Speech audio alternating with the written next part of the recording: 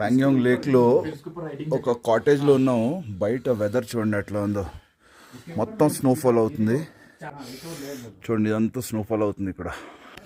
హారిబుల్గా ఉంది situation. -14 degrees ఉండేది యాక్చువల్గా రాత్ర.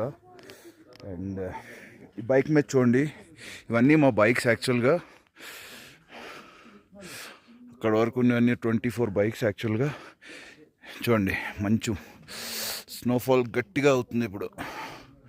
ఆన్లీ వెళ్ళడానికి మరి ఎన్ని గంటలకు బయలుదేరుతాం అసలు తెలీదు. ఇలా రైడ్ చేయగలమో లేదో కూడా. ఇది నా బైక్ యాక్చువల్గా. చూడండి ఎట్లా ఉందో, too much horrible situation.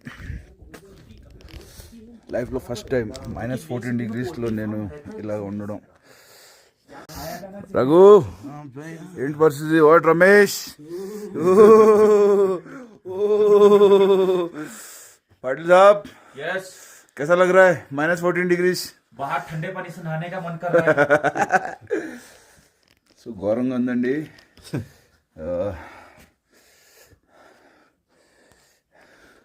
Situation అయితే అసలు బాగోలేదు. ఇలా ఎలాగ రైడ్ చేస్తా అనేది కొంచెం పెద్ద క్వశ్చన్ మార్కు. మా కెప్టెన్ ఏం చెప్తాడో మరి అది చేయాలి, తప్పదు. That was a good night's sleep. I was trying to, I got a hot water and I was trying to open my face wash and pull it out. Yeah.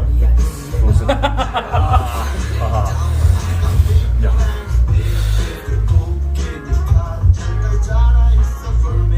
हम लोग 4 दिन नहीं नहाए थे गोवा पास में.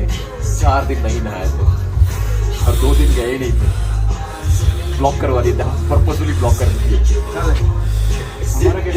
फिर बाद में जिस दिन उतर గైస్ ఇప్పుడు టైం 8:30 అవుతుంది. ఇంకా సీన్ చూడండి, ఇంకా డ్రాస్టిక్గా మారిపోతుంది. మొత్తం స్నోఫాల్.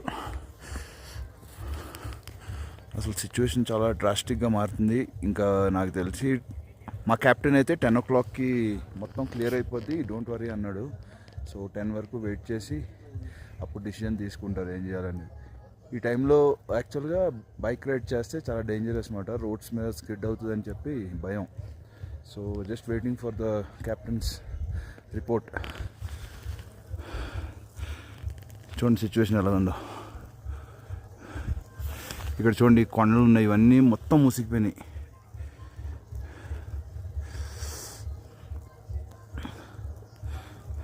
ఈ పార్ట్ అంతా లేక్ అండి.